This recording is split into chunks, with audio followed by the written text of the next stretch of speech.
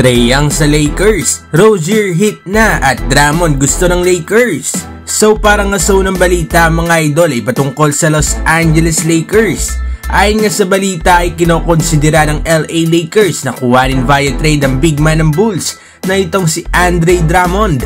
Itong araw ay parang sa paghahanda sa potensyal na matchup itong ang Los Angeles Lakers kay Nikola Jokic pagdating ng playoffs. Dahil last season nga ay walang naging sagot ang Lakers dito nga kay Joker.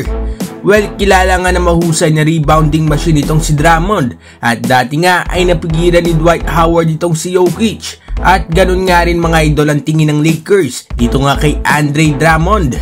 Sa tingin nga ng Lakers ay ang tulad nga ng isang big man na malaki ang katawan at mahusay nga na rebound ang kailangan nga nila para mapigilan si Jokic. Anong masasabi ninyo dito mga idol?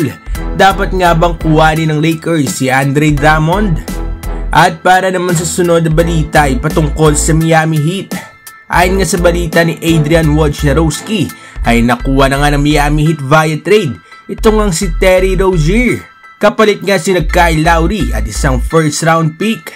So matagal na nga gustong pakawala ng Heat si Kyle Lowry dahil since kinuha nga siya ng Heat ay hindi nga siya naging ganoon ka-consistent para nga sa kanila. Nag-average ngayong season si Rozier ng career high na 23.2 points at 6.6 assists per game. 24 wins and 19 losses ngayon ng Miami Heat at pang-anim sila sa East. Failed nga ang Miami Heat nakaraan dahil kay Damian Lillard pero ngayon ay meron na nga silang point guard na maaasahan pagdating sa scoring. Maganda nga dito ay 29 years old pa nga lang si Terry Rozier at 2026 pa may expire ang kanyang contract. So jackpot nga talaga itong Miami Heat mga idol kay Terry Rozier.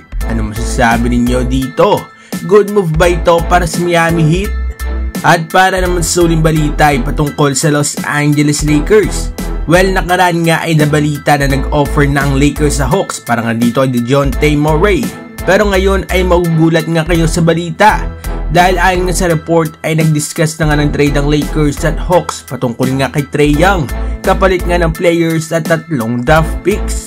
So malamang nga na 2 hanggang 3 players ang mawawala nga sa Lakers at 3 draft picks kapag nagkataon na matuloy nga ang trade na ito. So kung makukuha nga ng Lakers si Trae Young ay magkakaroon na nga sila ng Big 3. Nag-average nga itong si Trae Young ngayong season at 27 points, 3 rebounds at 11 assists per game. Ang kagandahan nga lang dito ay Trae Young ay balance nga talaga ang pagiging scoring guard. At kung sa playing style nga lang ay swak din naman itong si Trae kasama nga sina LeBron at AD. Ano masasabi ninyo dito mga idol? Si Trae Young nga ba ang kulang sa Los Angeles Lakers?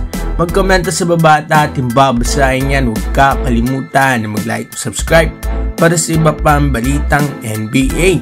Maraming salamat po.